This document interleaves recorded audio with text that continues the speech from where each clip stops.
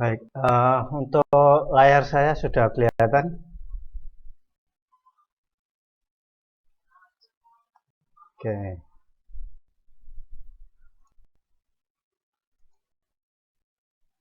Kalau gini sudah kelihatan.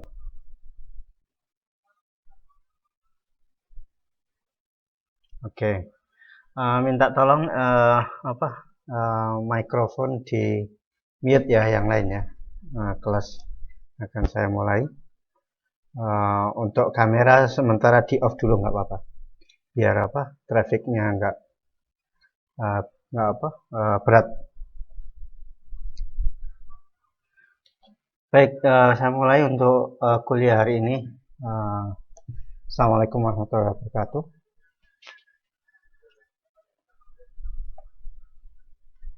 Oke, beberapa pertemuan kemarin kita sudah membahas untuk beberapa jenis modulasi ya. Ada modulasi analog, kemudian ada modulasi sudut, kemudian ada modulasi pulsa. Nah, kemudian sekarang kita membahas tentang transmisinya, yaitu pengiriman datanya. Yang pertama yang selanjutnya akan kita bahas yaitu tentang transmisi digital baseband. Apa itu transmisi digital baseband? Nah, kalau dilihat dari namanya, transmisi digital berarti sinyal yang ditransmisikan adalah sinyal digital. Nah, kalau baseband secara harfiah atau secara pemaknaan kata yaitu pita dasar atau band dasar. Nah, baik, untuk pertemuan hari ini yang kita bahas yaitu transmisi sinyal digital baseband. Kemudian ada beberapa pertanyaan atau muncul pertanyaan, kenapa harus menerapkan transmisi digital? Karena kita sebelumnya sudah pernah mempelajari ya tentang sinyal analog dan sinyal digital. Sama dengan sinyal digital, transmisi digital juga lebih tahan terhadap noise, memiliki kekebalan lebih baik terhadap noise yang ada di kanal, yaitu waktu dikirimkan ya, karena transmisi atau mengirimkan sinyal pasti melalui sebuah kanal atau saluran ya. Nah, dalam saluran itu akan terjadi noise. Nah, ada yang istilahnya white noise, yaitu noise yang pasti terjadi dalam setiap transmisi. Kemudian juga lebih kebal terhadap interference atau interferensi dan distorsi. Interferensi itu saling tumpang tindihnya sinyal ya. Kemudian distorsi ini kecacatan sinyal akibat adanya noise maupun interferensi. Nah, ini terhadap transmisi digital, hal-hal seperti ini lebih bisa dikurangi ya. Artinya sinyal yang ditransmisikan secara digital akan lebih kebal terhadap gangguan-gangguan seperti ini. Nah, ini kenapa diperlukan atau kenapa digunakan transmisi digital? Salah satu alasannya adalah ini. Lebih kebal terhadap noise, kemudian interference dan distorsi. Kemudian selanjutnya memiliki proses regeneratif data. Regeneratif data ini dalam artian data bisa dibangkitkan ulang di sisi penerima. Di pengirim waktu ditransmisikan atau ditransmit atau dikirim, sinyal akan terkena noise atau terkena interferensi atau distorsi waktu di dalam perjalanan pengiriman data. Nah, kemudian di sisi penerima, sinyal-sinyal yang sudah cacat atau terkena noise, kemudian terkena interferensi, nah itu nanti bisa diregenerasi atau dibangkitkan lagi mendekati sinyal aslinya. Nah, ini keunggulan dari transmisi digital yang tidak ditemukan pada transmisi analog, yaitu memiliki proses regeneratif data. Kemudian mampu dikodekan dengan laju error yang sangat kecil, yaitu error yang dihasilkan pada saat transmisi itu jauh lebih kecil. Kemudian mudah beradaptasi dengan kanal yang berbeda karakter. Sangat mudah menyesuaikan dengan kanal yang berbeda jenis. Nah, ini beberapa keunggulan atau beberapa alasan digunakannya transmisi digital. Suara saya bisa terdengar ya? Oke. Baik, saya lanjutkan. Nah, ini tentang definisi ya, yaitu definisi dari transmisi digital baseband. Nah, di sini adalah pengiriman informasi digital, yaitu informasi berupa sinyal digital ya, melalui kanal komunikasi, yaitu saluran komunikasi, baik itu kabel, tanpa kabel, dengan tanpa modulasi. Ingat garis bawahnya di sini, tanpa modulasi. Masih ingat ya proses modulasi? Modulasi adalah proses menggabungkan antara sinyal carrier dan sinyal informasi. Nah, di sini tidak menggunakan modulasi. Nah, dalam artian tidak ada sinyal carrier karena tidak ada proses modulasi. Nah, proses pengiriman data digital atau sinyal digital tanpa modulasi ini disebut dengan transmisi digital baseband. Nah, bisa dipahami kira-kira definisi ini?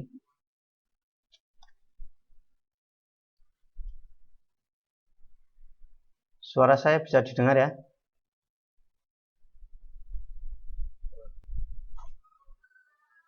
Oke.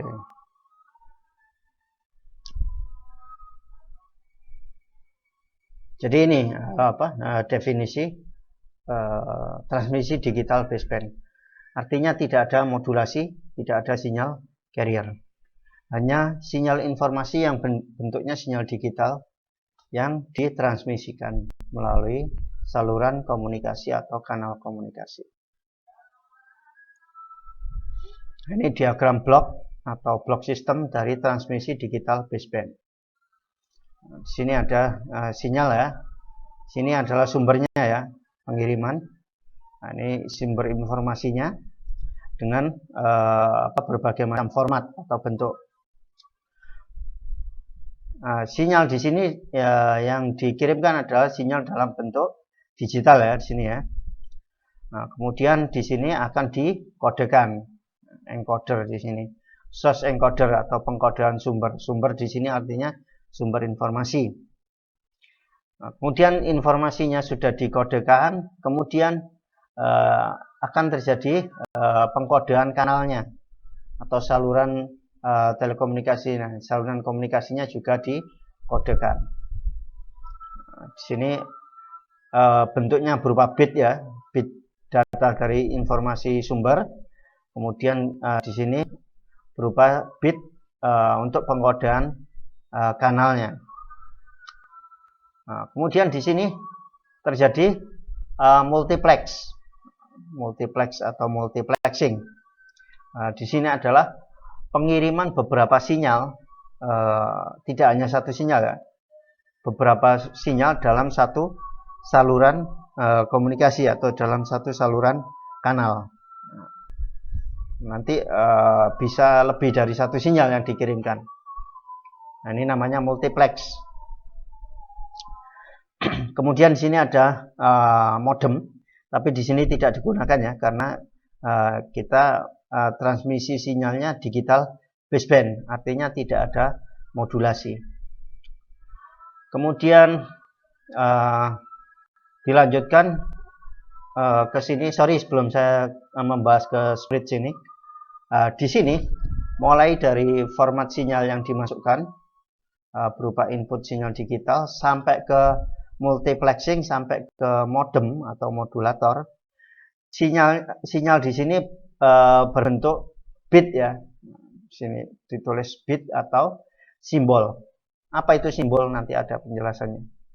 Nah, di blok sebelah sini batasnya sampai ini ya.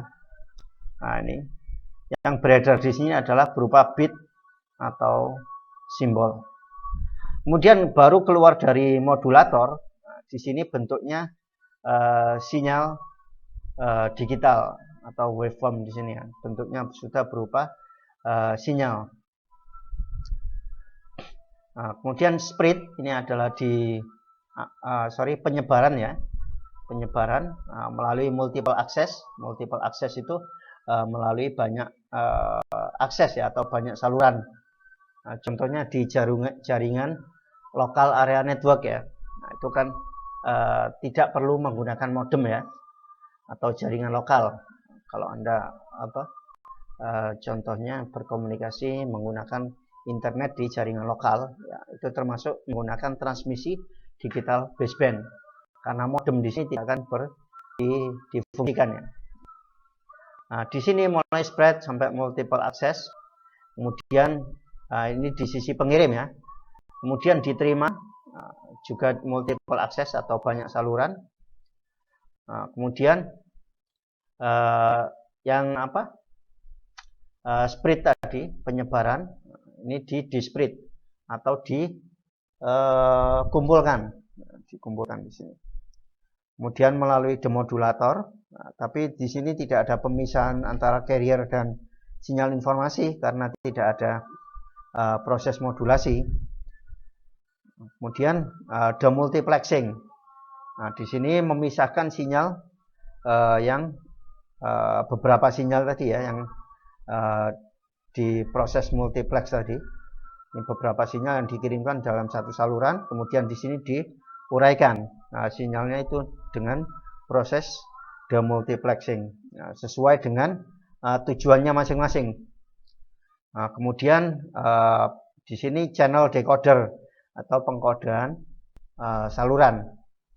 Nah, kemudian informasi yang di sini sudah berbentuk bit lagi ya, berbentuk bit lagi.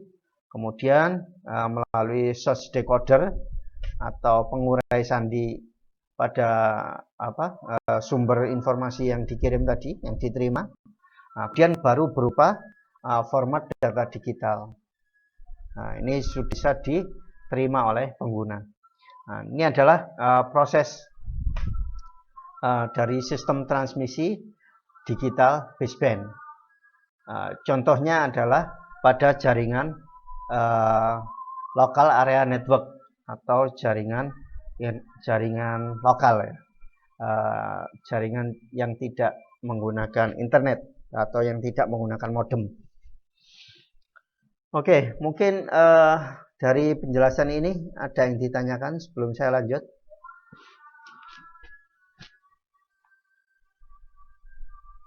Suara saya bisa dengar ya?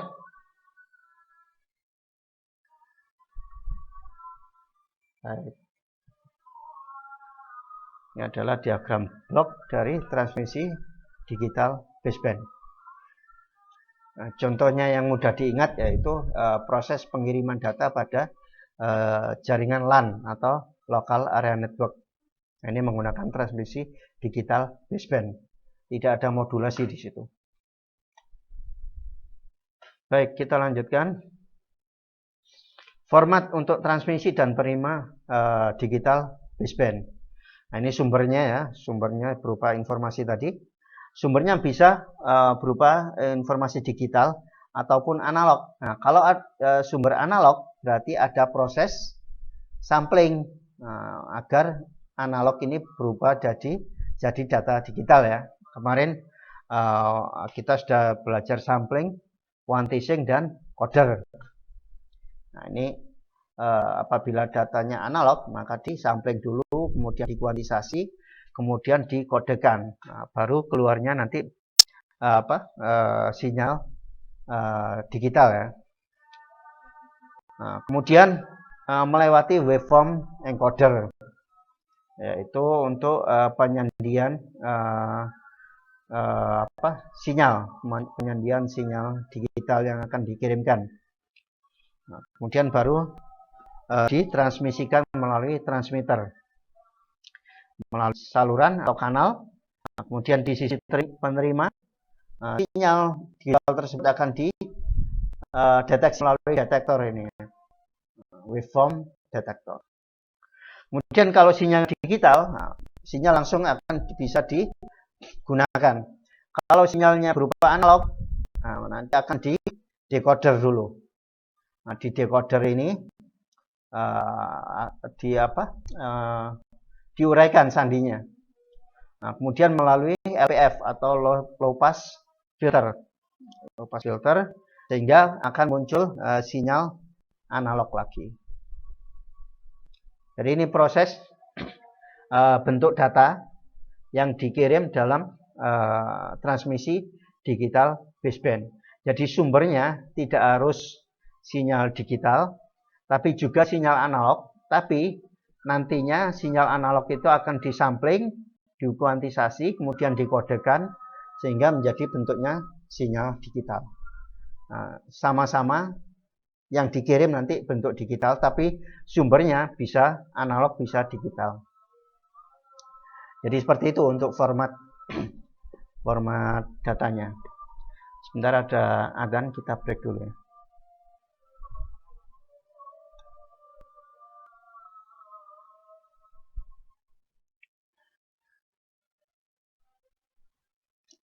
Baik, kita lanjutkan. Suara saya terdengar ya?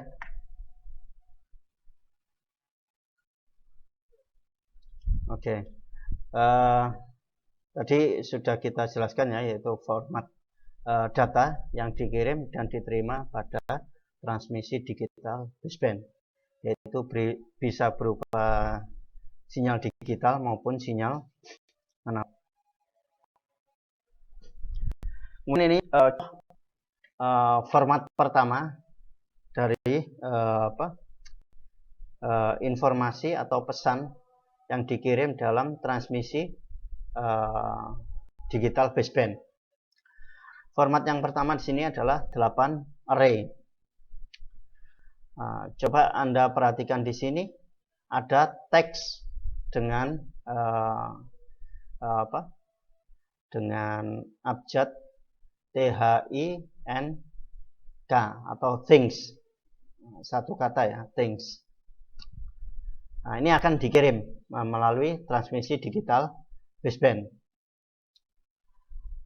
Sesuai dengan kode ASCII atau kode ASCII ya, untuk pengkodean karakter, maka satu karakter itu dikodekan dalam 6 bit. Contoh ini T ya, T ini dikodekan 0011010, 6 bit untuk karakter T. Demikian juga karakter H, ini dikodekan menjadi 6 bit dengan susunan bit yang berbeda. Kemudian untuk karakter I juga 6 bit, karakter N juga 6 bit, karakter K juga 6 bit. Ini sudah tiap huruf pada kata things ini sudah dikodekan sesuai standar ASCII. Kemudian setiap 3 bit dari kode standar ASCII yang dihasilkan, ini setiap 3 bit akan dijadikan satu simbol. Untuk bit pertama ini ya, pada karakter T, ini dikelompokkan 3, 001. Nah, 001 ini kalau dikonversi ke desimal, ini menjadi 1. Kemudian 010 2, kemudian 000, ini dikonversikan ke desimal menjadi 3. Huruf desimal di sini, angka desimal di sini dinamakan sebagai simbol. Kemudian simbol yang dikirim di sini nanti 8 deretan atau 8 array. Ini format pertama ini disebut dengan 8 array. Di sini dari penjelasan saya ada yang ditanyakan atau sudah dimengerti? Coba direspon.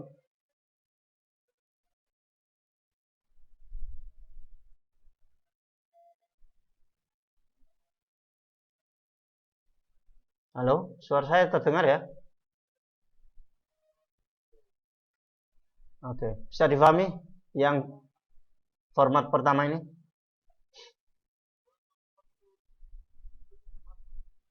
Ya, saya tidak melihat wajah ya. Sebutkan nama dulu, siapa ini?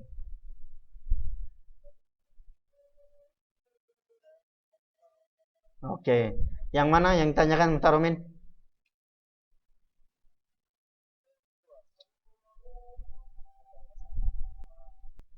Nah, konversi dari 3 bit ini. Nah, coba perhatikan ya kursor saya. Kelihatan? Ya, 3 bit ini dikelompokkan 3 bit, 3 bit, 3 bit. T ini kan terdiri dari 6 bit ya. Nah, diambil 3 bit. Nah, 001 kalau dikonversi ke desimal menjadi 1. 010, 3 bit lagi, dikonversi desimal menjadi 2. Nah, punyanya H, diambil 3 juga, 000, dikonversi desimal menjadi 0. Kemudian yang 3 selanjutnya, 100, dikonversi ke desimal menjadi 4. Nah, ini 100 lagi, konversi menjadi 4 lagi. Dan seterusnya. Ini konversi biner ke desimal ya. Nah, sehingga ini disebut, yang desimal ini nanti disebut dengan simbol. Gimana Muhtaromin? Jelas? Oke. Yang lain ada yang tanyakan?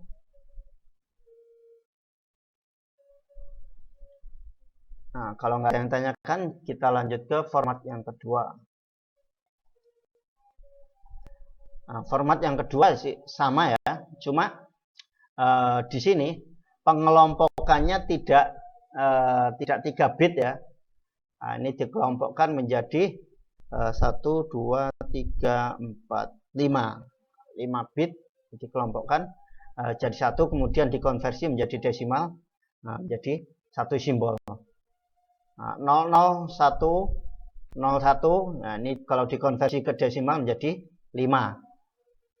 Kemudian miliknya T ini masih ada 1 ya, nah, digabung miliknya H sampai dikelompokkan menjadi 5. Nah, ini 0,0001, ini kalau dikonversi desimal menjadi 1.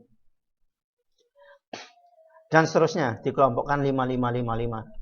Kalau yang 8 array tadi 3, kalau yang 32 array ini dikelompokkan menjadi 55. Sehingga akan tiap 5 bit menghasilkan 1 simbol. 5 bit menghasilkan 1 simbol. Dan seterusnya. Kalau untuk ASCII-nya, kode karakternya tetap ya diwakili oleh 6 bit. Nah, 1 simbol ini nanti sebagai sebuah sinyal ya. Nah, S5 di sini berarti sinyal untuk simbol 5 ini. S1 berarti sinyal untuk simbol 1 dan seterusnya. Oke, bisa dipahami ya? Ya, silakan.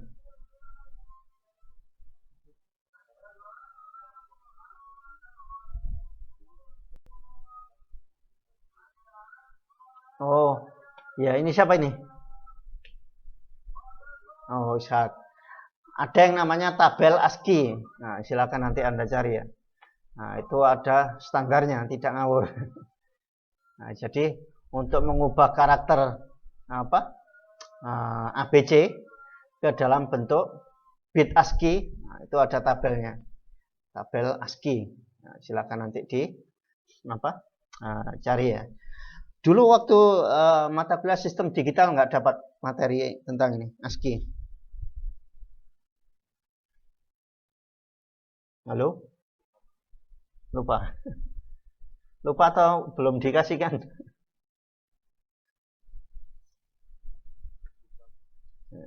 Ya, ini ada standarnya menggunakan tabel ASCII. Jadi tiap karakter itu nanti dikonversi menjadi bit yang unik, tidak akan sama satu dengan yang lain. Ada yang tanyakan lagi?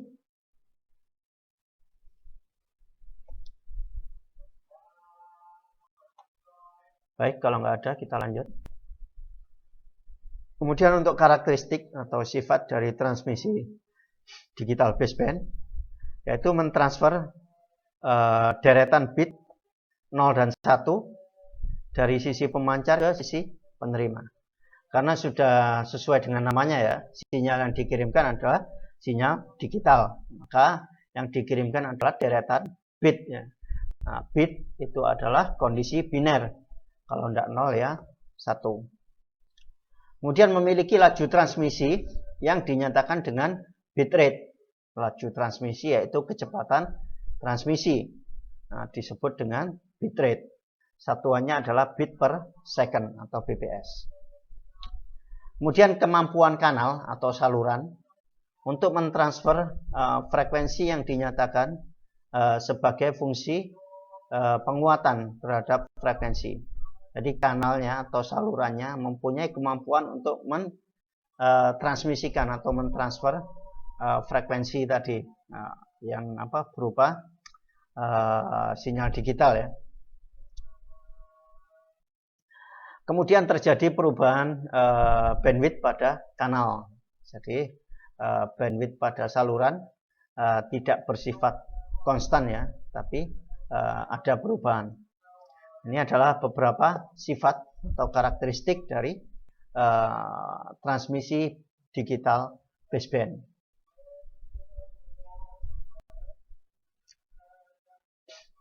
Kemudian fakta atau kenyataan terkait transmisi digital baseband, yaitu setiap saluran atau setiap kanal memiliki bandwidth yang terbatas atau lebar jalur yang terbatas. Kemudian semakin tinggi data rate itu tadi adalah laju kecepatan data ya, maka durasi pulsa digital yang semakin tinggi data rate, maka durasi pulsa digital akan semakin pendek. Jadi data rate-nya semakin tinggi, durasi pulsa digitalnya akan semakin singkat atau semakin pendek. Nah, terkait dengan periode ya. Ingat ya, periode sinyal ya, masih ingat ya. Kemudian semakin lebar bandwidth yang digunakan. Jadi tinggi data rate semakin tinggi, durasi pulsa semakin pendek. Nah, kemudian bandwidth-nya semakin lebar. Kemudian perubahan sinyal yang semakin cepat, maka spektrumnya akan melebar sehingga bandwidth juga akan melebar. Nah, apabila perubahan sinyal terjadi dengan cepat, spektrumnya, spektrum sinyal ya, seperti Anda sering gambar ya, spektrum sinyal ada beberapa sampling sinyal yang mempunyai frekuensi berbeda-beda. Nah, apabila samplingnya semakin banyak, maka spektrumnya akan semakin lebar ya. Demikian juga bandwidth-nya akan semakin lebar.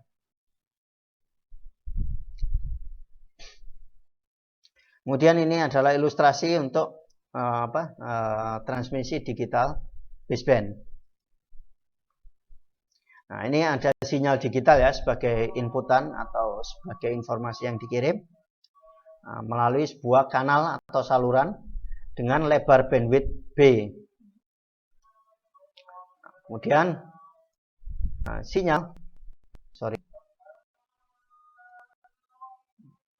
Kemudian setelah melewati kanal ini, sinyal digital ini akan berubah bentuk menjadi seperti ini. Ingat ya, dalam sebuah kanal itu akan terjadi distorsi atau kecacatan sinyal, kemudian juga terjadi noise, kemudian ada juga terjadi interference. Jadi sinyal yang keluar bisa jadi bentuknya akan berbeda dengan sinyal input. Sinyal inputnya atau sinyal masuknya seperti ini, digital ya, sinyal kotak. Kemudian pulsa yang diharapkan akan seperti kotak-kotak yang garis putus-putus ini ya. Ini harapannya seperti ini. Nah, tapi keluarnya seperti ini ya.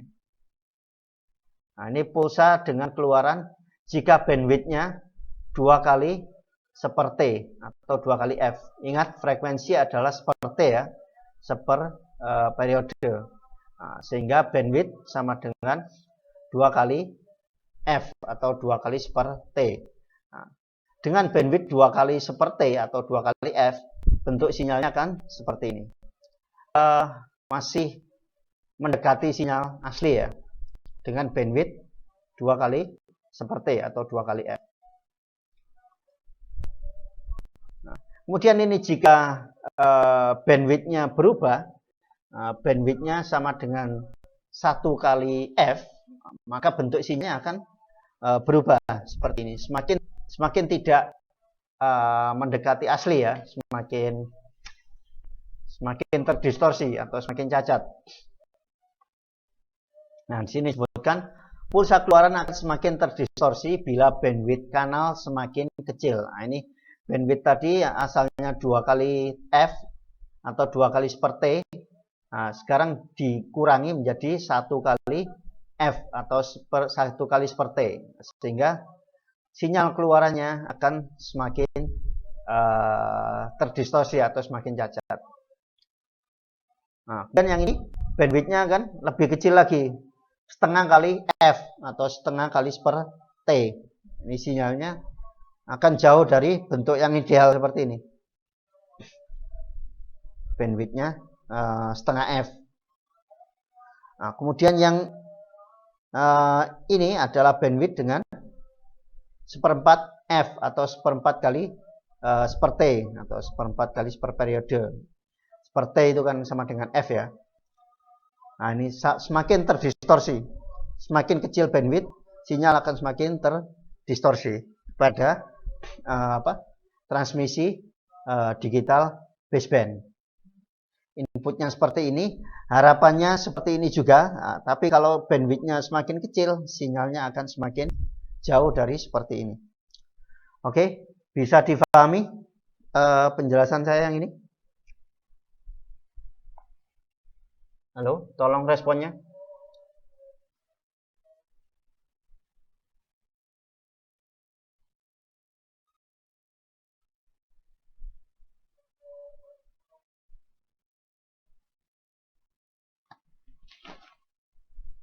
Halo, suara saya bisa didengar?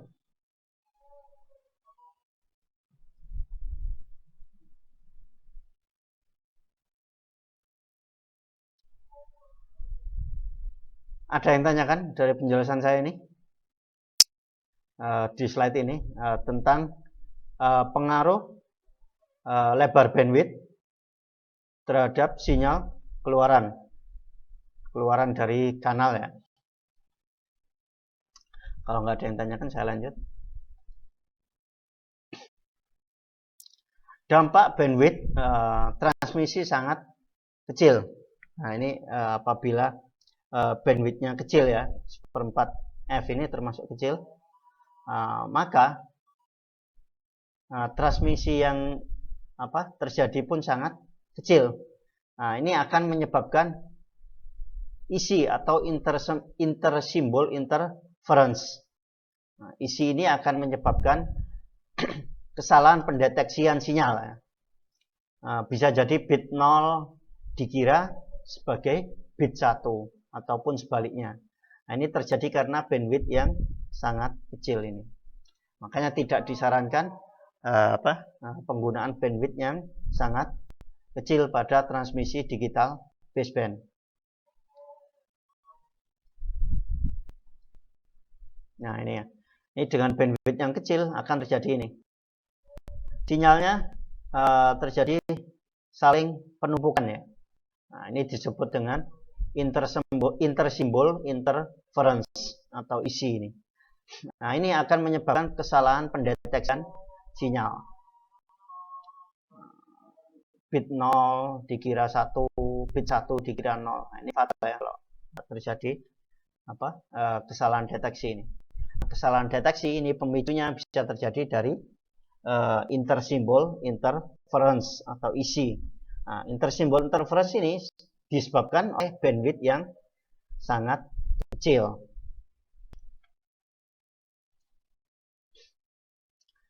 Nah, ini kalau bandwidthnya 2 kali F ya. Nah, ini bandwidth yang besar ya. Ini sinyalnya akan sinyalnya akan bagus, mendekati sinyal aslinya. Nah, nanti ini di penerima nanti akan diregenerasi, akan membentuk mendekati sinyalnya. Nah, tapi apabila sinyalnya cacatnya parah, nanti akan terjadi kesalahan deteksi ya. Nah, makanya cacat parah itu bisa diantisipasi dengan bandwidth yang memadai ya, atau bandwidth yang cukup. Transmisi data dengan rate tinggi harus menggunakan kanal transmisi yang bandwidthnya lebar supaya efek intersimbol interference tadi tidak terasa atau tidak terjadi.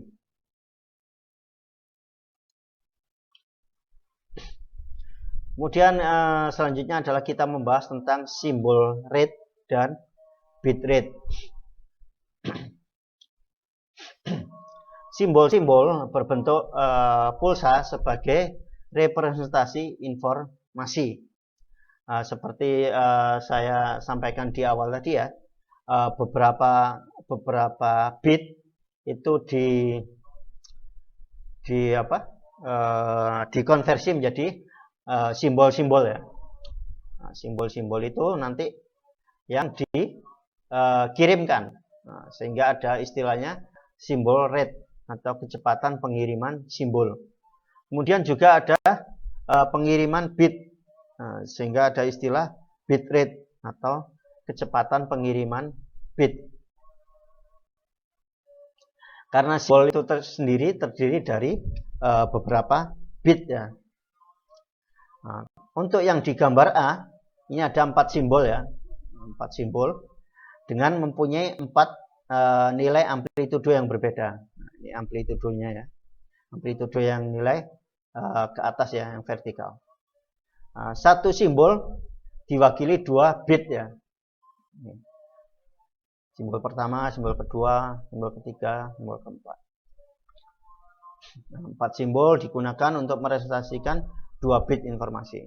4 ada 4 simbol, masing-masing simbol mewakili 2 bit. Kemudian yang untuk di gambar B, penggunaan simbol di dalam pengiriman deretan bit. Nah, kalau yang ini tidak berdasarkan amplitudo, kalau yang ini berdasarkan amplitudo ya. Kalau yang B ini berdasarkan deretan bit, jadi bitnya tidak terpisah ya, langsung berderet, tapi dikelompokkan menjadi 2 bit dalam masing-masing simbol. Nah, simbolnya langsung berderet atau sekuensial. Ini ada dua jenis ya untuk penggambaran simbol. Ada yang berdasarkan amplitudo, kemudian yang di sini adalah berdasarkan deretan atau sekuensial. Kemudian ini ada beberapa persamaan untuk bit rate dan simbol rate. Secara umum jumlah simbol atau M, notasi M ini untuk menggambarkan jumlah simbol ya. M sama dengan 2 pangkat K. K di sini adalah berapa bit dalam masing-masing simbol. Contoh tadi dalam satu simbol ada 2 bit, maka M sama dengan 2 pangkat 2. Contoh seperti itu ya. Kemudian hubungan antara bit rate dan simbol rate adalah seperti ini. Ini bit rate sama dengan R. R di sini adalah simbol rate ya. R log 2 dikali M. Ya, bit rate sendiri satuannya adalah bit per second. Kemudian untuk jumlah simbol M, contoh di sini M sama dengan 2 pangkat K ya. Apabila K-nya 2, maka M-nya adalah 2 pangkat 2 sama dengan 4 atau 4 simbol. Kemudian R-nya atau simbol rate-nya sama dengan 1. Kemudian bit rate itu sendiri sama dengan rumus ini. R sama dengan, ini contoh diketahui ya, simbol rate-nya sama dengan 1. Maka bitrate-nya bisa kita hitung, kita masukkan R-nya, kita masukkan, kemudian log 2M, M-nya sudah diketahui 4, sehingga bitrate-nya sama dengan 2 bit per second. Nah, ini untuk persamaan logaritma ya. Apabila log 2 dikalikan 2 pangkat n, maka hasilnya adalah n. Kemudian nilai baud rate atau symbol rate ya, bisa lebih kecil daripada bitrate. R ini ya, R ini bisa istilahkan dengan baud rate maupun symbol rate. Jadi kita terus menaikkan bitrate dengan cara menambah jumlah simbol. Jadi apabila ingin menaikkan jumlah bitrate-nya, simbolnya bisa ditambahkan. Dengan kata lain, memperbanyak jumlah bit yang dibawa dalam setiap simbol. Nah, tadi dalam satu simbol itu kan beberapa bit ya. Nah, kalau pengen bitrate-nya naik, ya, satu simbol itu bitnya bisa ditingkatkan jumlah bitnya.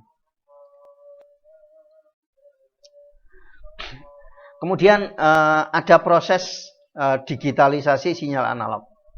Kenapa ini perlu kita bahas? Kemarin sudah sempat kita bahas ya pada modulasi pulsa. Nah, di transmisi sinyal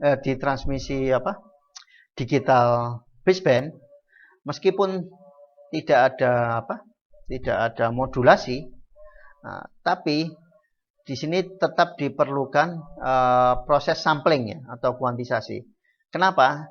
Kalau ada sumber informasi sinyal analog, itu harus dijadikan sinyal digital dulu. Sehingga perlu 3 proses ini: sampling, kuantisasi, dan pengkodean atau encoding. Kemarin kita sudah belajar ya untuk proses sampling, kemudian kuantisasi dan coding. Sini kita refresh lagi ya untuk 3 proses itu. Sampling di sini adalah proses pengambilan beberapa sampel dari sinyal kontinu oleh sinyal pencuplik atau sinyal sampling sebagai tahap awal untuk mengubah sinyal kontinu ke sinyal digital atau sinyal analog menjadi sinyal digital. Ya, ini proses sampling. Dalam proses sampling ini ada aturan yang tidak boleh diabaikan, yaitu kaidah Nyquist. Kaidah Nyquist ini harus diterapkan dalam proses sampling sinyal analog untuk menjadi sinyal digital. Nah, di sini kaidah Nyquist atau persamaan Nyquist-nya adalah frekuensi sampling harus lebih besar sama dengan 2 kali frekuensi sinyal informasi. Frekuensi sampling lebih besar sama dengan 2 kalinya sinyal informasi. Tidak boleh kurang dari. Nah, ini contoh proses sampling atau pencuplikan ya. Ini sinyal analognya, kemudian dikasih sinyal sampling, sehingga nanti diambil sampling dari sinyal analog yang akan dijadikan sinyal digital. Nah, ini diambil samplingnya. Samplingnya berapa?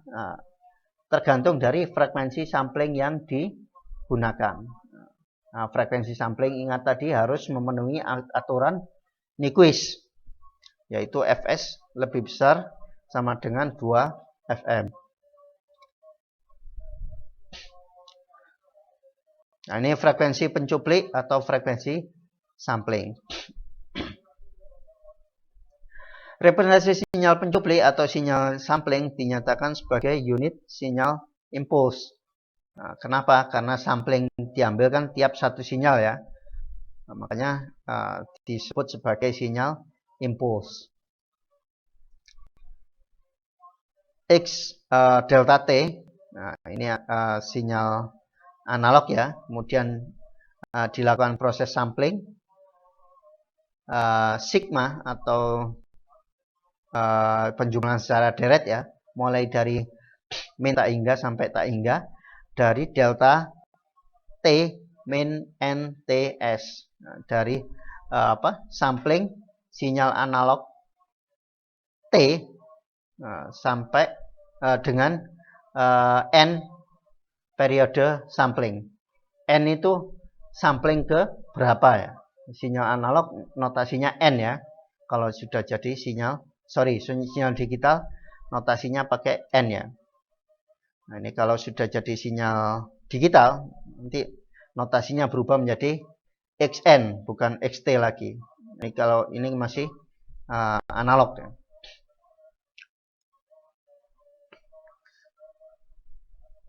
Nah, ini untuk frekuensi sinyal informasinya ya. Kemudian ini frekuensi sinyal samplingnya. Nah, ini frekuensinya sekian. Nah, sehingga di sini adalah 2 periode sampling. Nah, di sini 0 periode sampling, di sini 4 periode sampling. Ingat tadi Fs harus lebih besar sama dengan 2 Fm. Itu untuk aturan Nyquist ya. Kemudian ini proses sampling ditampilkan dalam domain frekuensi. Yang ini sebelumnya tadi dalam domain waktu ya.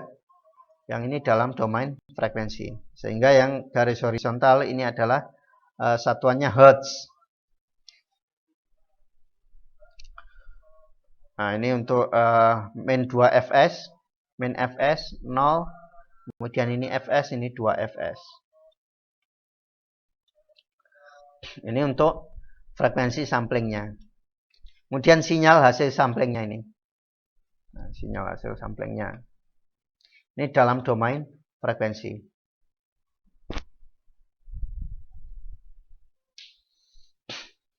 Kemudian ada istilah aliasing. Nah, aliasing ini terjadi apabila frekuensi sampling kurang dari 2 Fm atau tidak memenuhi aturan Nyquist tadi. Kalau aturan Nyquist, Fs kan harus lebih besar sama dengan 2 Fm kan. Nah, ini Fs kurang dari 2 Fm, maka akan terjadi aliasing. Aliasing di sini akan menghasilkan spektrum overlap. Nah, kalau kita lihat di sini gambarnya ada overlapping atau tumpang tindih antar sinyal ya. Ini tumpang tindih antara Fs, kemudian 2 Fs, kemudian min Fs dan min 2 Fs. Nah, ini saling tumpang tindih. Nah, ini terjadi karena adanya aliasing ini. Aliasing terjadi karena frekuensi sampling kurang dari 2 Fm. Kemudian ada beberapa tipe sampling atau tipe pencuplikan. Ada sampling ideal, ada sampling natural, kemudian ada sampling flat top atau rataan. Nah, ini proses sampling yang ideal ya, sampling ideal. Nah, ini kalau digambarkan dalam domain waktu, kemudian kalau ini digambarkan dalam domain frekuensi. Nah, ini XT sinyal analog ya, disampling menjadi tiap periode sampling, disampling menjadi beberapa sinyal sampling nantinya ya. Nah, menjadi diambil setiap satu sampling adalah X delta T. Nah, delta ini adalah sinyal impuls yang dihasilkan dari proses sampling sinyal analog ini. Sehingga hasilnya adalah XS atau sinyal sampling dari sinyal XT ini. XXT sama dengan XT dikalikan sinyal sampling. Ini sinyal samplingnya ya. Ini kalau di domain waktu. Nah, kalau ini di domain frekuensi atau digambarkan di domain frekuensi. Ini min Fc, kemudian min Fc plus min fc min b di sini adalah bandwidth ya, kemudian min fc plus b, ini min seperti. Nah, kalau di sini ini sinyal yang pada bandwidth ya, min b sampai b. Nah, kalau yang di sisi sini adalah fc min b, kemudian seper periode atau seperti di sini sampai fc plus b. Ingat di sini yang horizontal adalah frekuensi ya, dalam satuan hertz.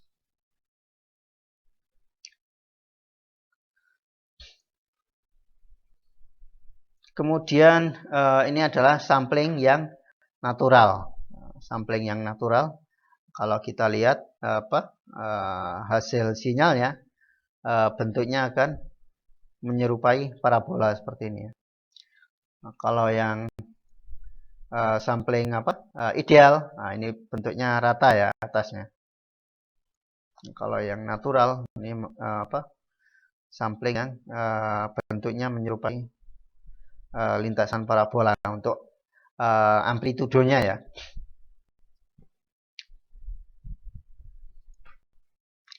Kemudian flat top atau sampling rataan. Nah, ini untuk yang bentuk sinyal dengan sampling flat top. Ini gambarnya seperti ini. Nah, ini digunakan transformasi Fourier ya. Masih ingat ya transformasi Fourier? Nah, ini digunakan di proses sampling ini ya.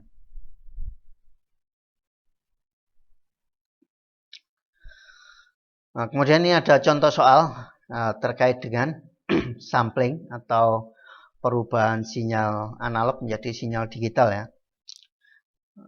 Ingat tadi harus memenuhi kaidah Nyquist ya.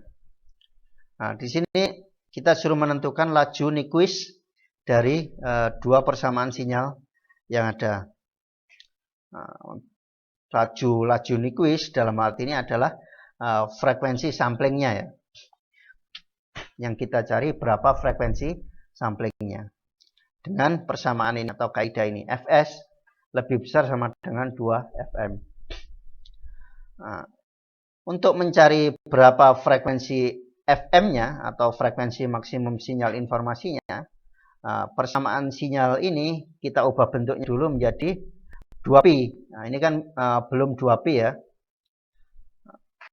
Ingat satu siklus kan 2pi ya. Nah, sehingga kita jadikan bentuk 2pi. Nah, 2pi ininya menjadi F. Nah, ini adalah frekuensinya ya. Yang diambil adalah frekuensi pada sinyal pemodulasinya atau sinyal informasinya, yaitu sinyal yang di suku ketiga ini adalah sinyal informasinya. Nah, sinyal informasinya adalah sebesar 50. Di sini adalah 50 Hz ya.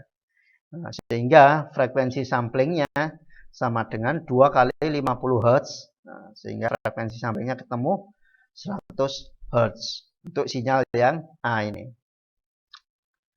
Nah, demikian juga sinyal B, sama seperti itu tadi langkahnya. Sehingga diketahui frekuensi sampling untuk sinyal yang B, frekuensi samplingnya adalah 12.000 Hz. Diambil dari 2 kali 6.000 Hz.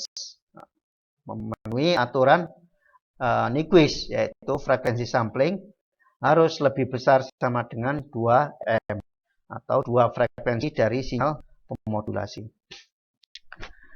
Bisa difahami untuk yang contoh laju Nyquist. Halo, suara saya bisa didengar?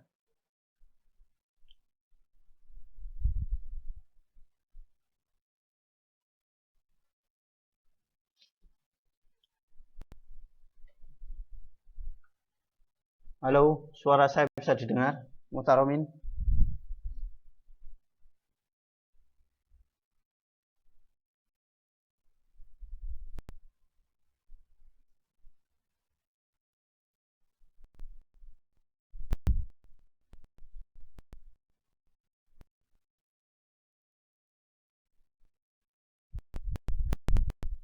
Halo, saya bisa dengar enggak?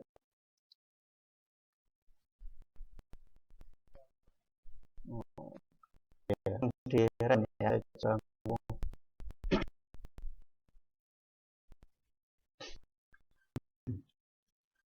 Oke, video berat.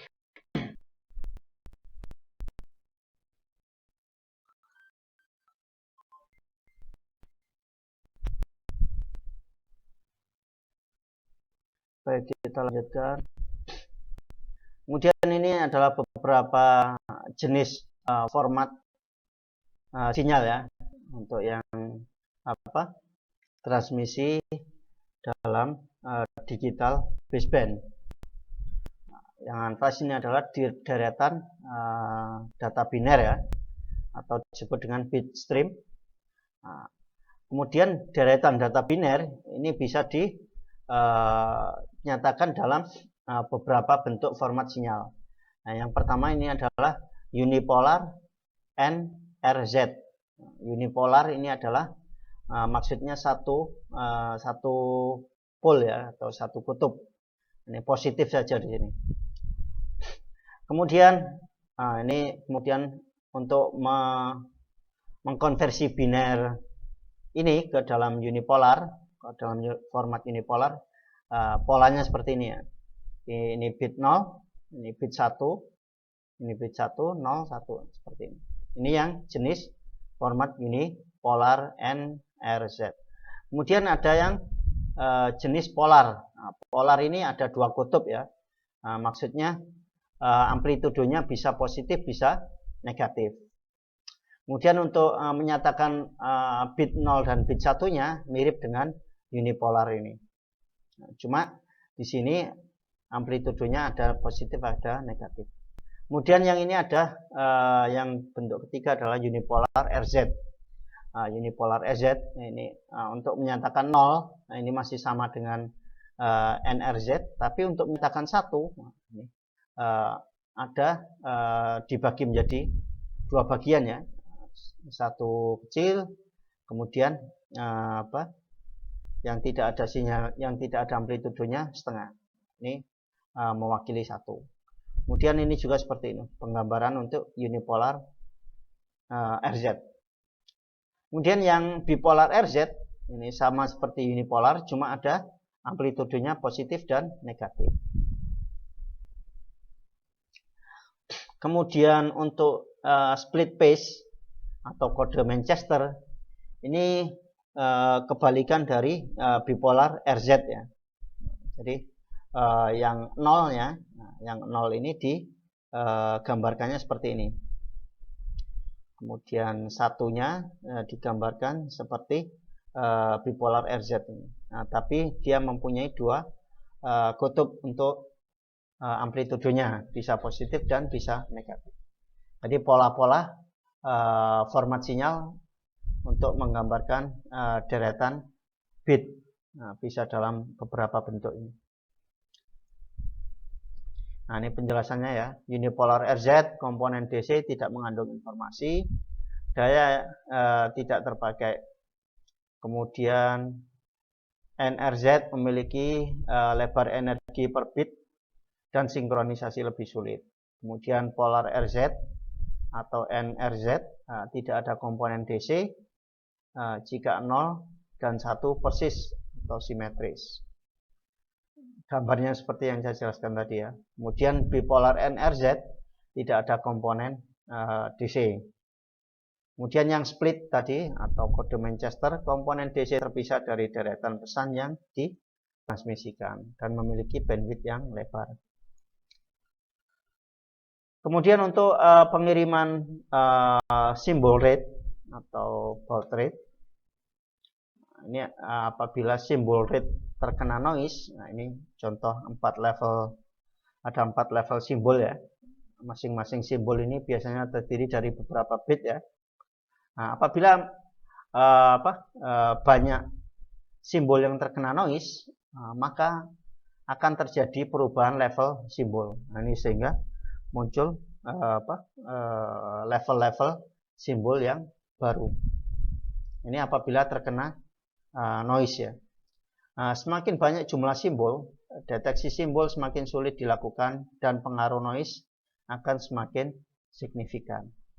Nah, ini banyak simbol akan menyebabkan kesulitan pendeteksiannya apabila terkena noise. Makanya tadi dicontohkan simbol rate-nya hanya 1 ya. Kemudian kita lanjutkan tentang kapasitas kanal transmisi atau dinotasikan dengan huruf C, kapasitas kanal transmisi. Kenapa dibutuhkan perhitungan kapasitas kanal? Karena ada noise ya dalam setiap proses transmisi atau komunikasi digital. Sehingga noise ini akan memunculkan error.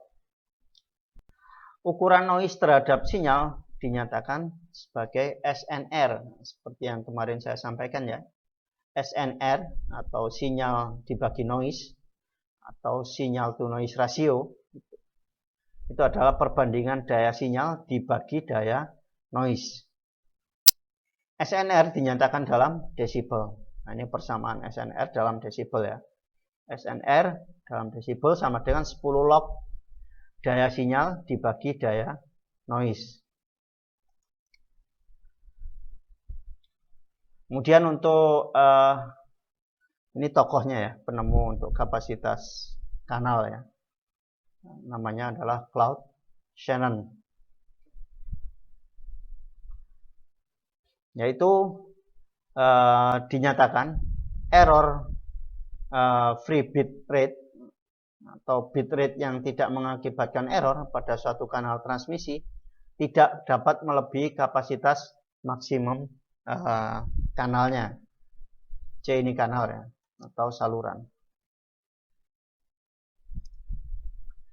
Secara matematis untuk kapasitas kanal atau C sama dengan B log 2 kemudian dikalikan 1 plus SNR atau sinyal to noise ratio. Nah, C di sini adalah data rate informasi atau bisa juga disebut dengan kapasitas kanal. Kemudian B di sini adalah bandwidth. Kemudian sinyal S di sini adalah daya sinyal. N adalah daya noise.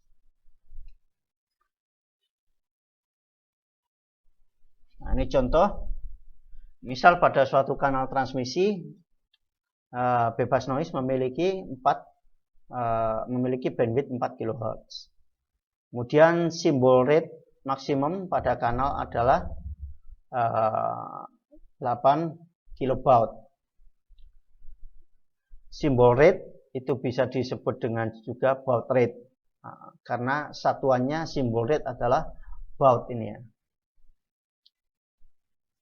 Kemudian bila kanal di atas digunakan pada suatu lingkungan yang mengandung noise sebesar 28 dB. Nah, ini 28 dB kalau dinyatakan dalam desimal seperti ini sama dengan 632. Ini dikonversi ke desimal. Masih ingat ya, desimal ke dB, dB ke desimal. Kemudian maka maksimum bitrate menurut Shannon dengan rumus kapasitas Shannon tadi C sama dengan B log 2 dikali 1 plus SN. Nah, maka kita masukkan bandwidthnya. Bandwidthnya ini adalah 4000 ya karena 4 kHz. Kemudian kali log 2 dikali 633. Hasilnya adalah 372 kbps atau kilobit per second. Ini contoh penggunaan persamaan kapasitas kanal yang diperkenalkan oleh Shannon.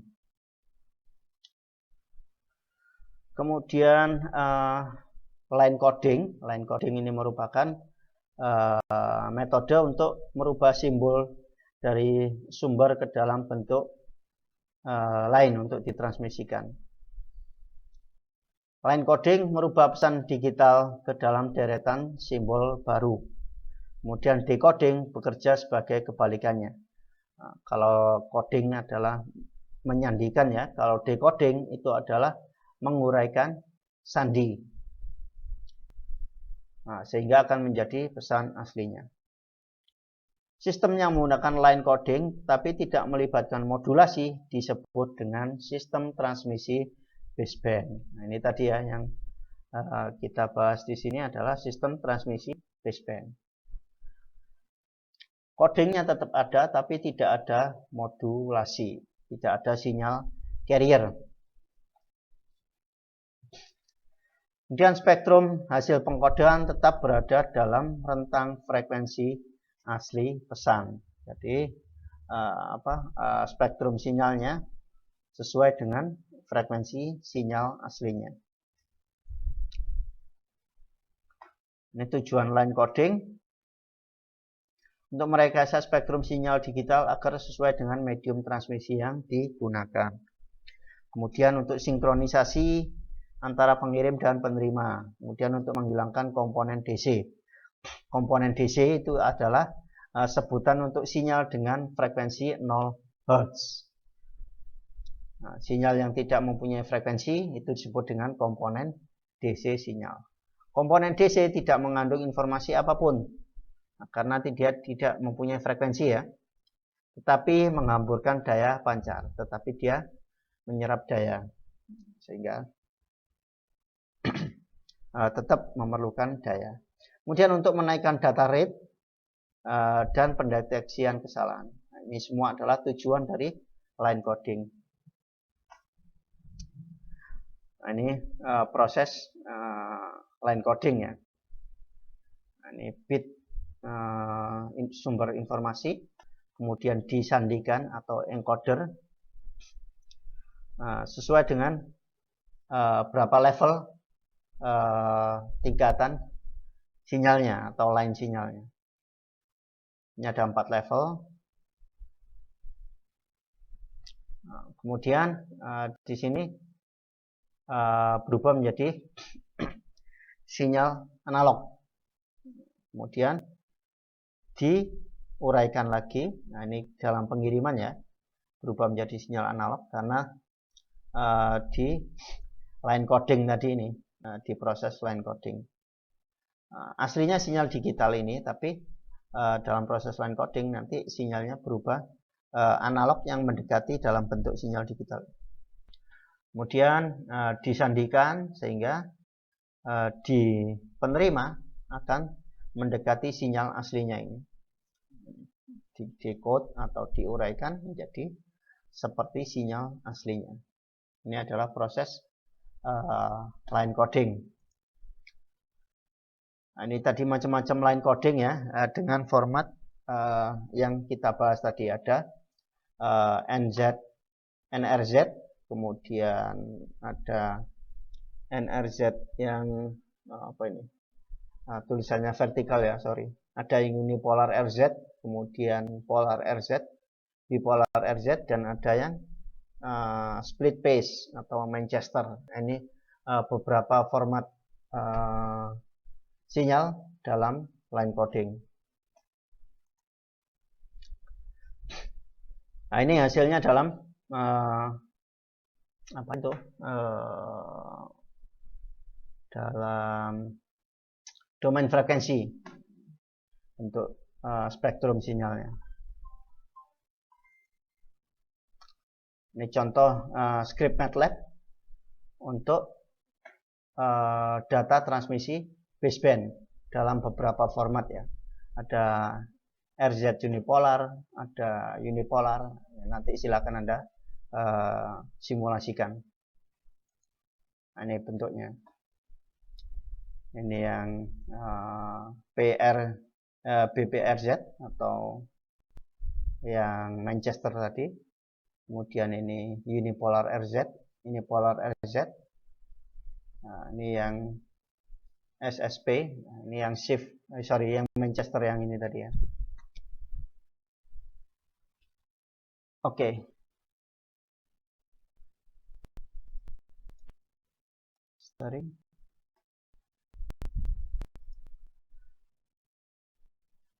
Ya, silakan kameranya bisa di on kan.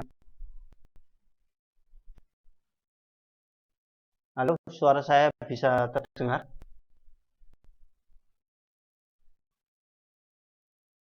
Oke. Sebelum saya akhiri kuliah ini, ada yang tanyakan dari materi saya pribadi.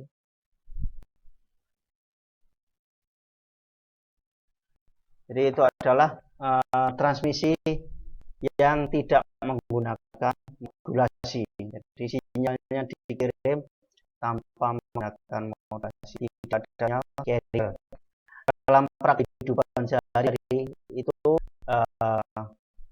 contohnya adalah dapat dari lokal, artinya jaringan ya, lokal area.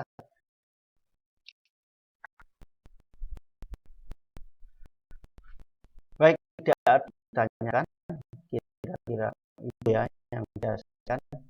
Kemudian sudah kerjakan untuk materi ini.